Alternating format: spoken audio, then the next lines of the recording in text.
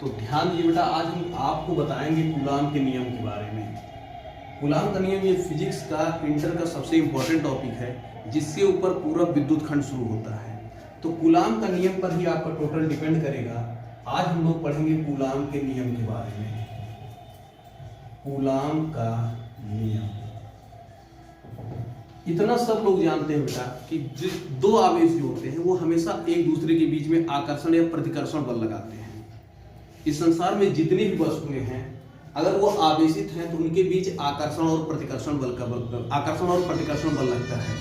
अगर समान प्रकार के आवेश हैं तो उनके बीच प्रतिकर्षण का बल लगता है। विपरीत प्रकार के आवेश हैं तो उनके बीच आकर्षण बल लगता है। इसी पर महान वैज्ञानिक कूलाम ने अपना एक नियम दिया है। उनके अनुसार यदि दो आवेश Q1 और Q2 हैं तो इनके बीच जो आकर्षण या प्रतिकर्षण बल कार्य करता है, इनके बीच आकर्षण या प्रतिकर्षण बल जो कार्य करता है वो निम्नलिखित दो बातों पर निर्भर करता है।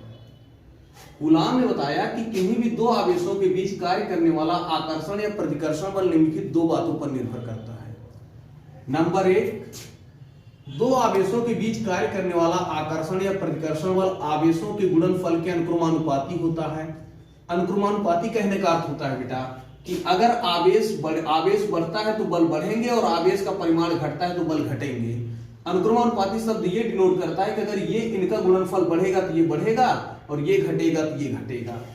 तो कूलाम ने बताया कि दो आवेशों के बीच कार्य करने वाला आकर्षण बल या प्रतिकर्षण बल दो बातों पर निर्भर करता है। इनके बीच कार्य करने वाला आकर्षण या प्रतिकर्षण बल आवेशों के गुणनफल के अनुक्रमानुपाती होता है, नंबर 1। और इनके बीच कार्य करने वाला आकर्षण या प्रतिकर्षण बल इनके बीच की दूरी के वर्ग के व्युत्क्रमानुपाती होता है। व्युत्क्रमानुपाती का अर्थ क्या हुआ बेटा? व्युत्क्रमानुपाती का अर्थ होता है कि अगर दूरी बढ़ेगी तो बल घटेगा, दूरी बढ़ेगी तो बल घटेगा और ये घटेगा तो ये बढ़ेगा। इसको बोलते हैं व्युत्क्रमानुपाती। तो न्यूटन ने बताया बेटा कि दो आवेशों के बीच कार्य करने वाला आकर्षण या प्रतिकर्षण बल निम्नलिखित दो बातों पर निर्भर करता है। नंबर 1, दोनों आवेशों के बीच कार्य करने वाला आकर्षण या प्रतिकर्षण बल दोनों आवेशों के गुणनफल के अनुक्रमानुपाती तथा उनके बीच की दूरी के वर्ग के व्युत्क्रमानुपाती होता है। अनुक्रमानुपाती का अर्थ है कि अगर ये दोनों बढ़ेंगे तो ये बढ़ेगा और ये घटेंगे तो ये घटेगा, ये अनुक्रमानुपाती होता है। व्युत्क्रमानुपाती का अर्थ है कि ये बढ़ेगा तो ये घटेगा और ये घटेगा तो ये बढ़ेगा। और इन दोनों बलों की दिशा जो होती है, बलों की दिशा होती है दोनों आवेशों को मिलाने वाली रेखा के अनुदिश होती है। दोनों आवेशों के बीच कार्य करने वाला आकर्षण या प्रतिकर्षण बल आवेशों के गुणनफल के अनुक्रमानुपाती तथा इनके बीच की दूरी के वर्ग के व्युत्क्रमानुपाती होती है तथा बल की दिशा दोनों आवेशों को मिलाने वाली रेखा के अनुदिश होती है। अनुदिश माने सेम डायरेक्शन में होती है। समीकरण 1 और 2 को मिलाने पर बेटा, समीकरण 1 और 2 को मिलाने पर F proportional Q1 Q2 1/r², ये होगा 1/r²।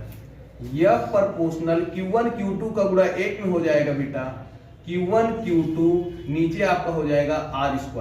जब यह अनुक्रमानुपात हटता है एक नियतांक आता है F = K Q1 Q2/r²। ये आपका कूलाम का नियम है बेटा। जहां K एक नियतांक है जिसका मान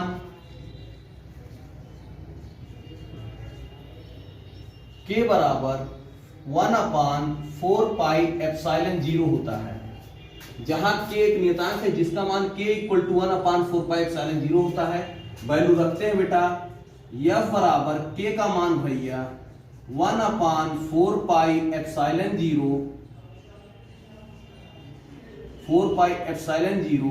Q1 Q2/r²। ये आपका न्यूटन का कूलाम का नियम हुआ। ये आपका कूलाम का नियम हुआ, ठीक हो गया ना। इसके बाद आप जानते हैं बेटा ये जो ε0 है, ε0 को निर्वात की विद्युतशीलता कहते हैं।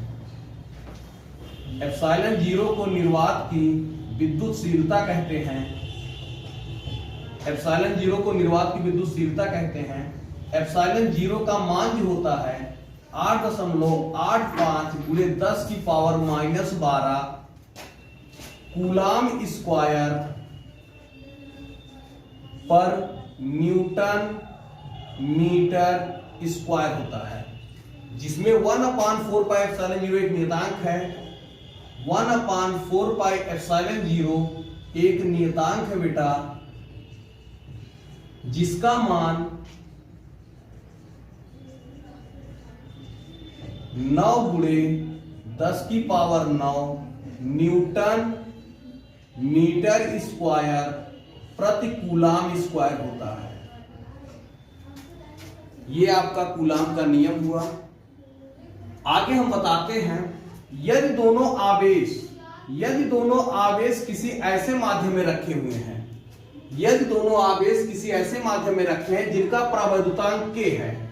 k मतलब होता है जैसे आपका कोई बेटा माध्यम लोहा हो सकता है, निर्वात हो सकता है, वायु हो सकता है, किसी के लिए भी है। तो अगर दोनों आवेश किसी ऐसे माध्यम में रखे हो जिसका परावैद्युतांक k है, यदि दोनों आवेश एक ऐसे माध्यम में रखे हो जिसका परावैद्युतांक k है, तो कूलाम का सूत्र हो जाएगा k परावैद्युतांक के लिए,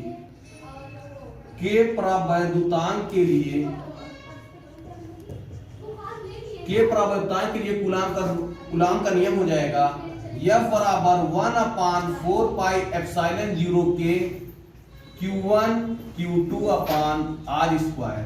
ये आपका बेटा कूलाम का नियम हुआ, जहां के परावैद्युतांक है।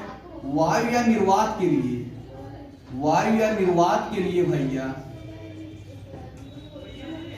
k का मान 1 होता है। वायु या निर्वात के लिए k का मान 1 होता है।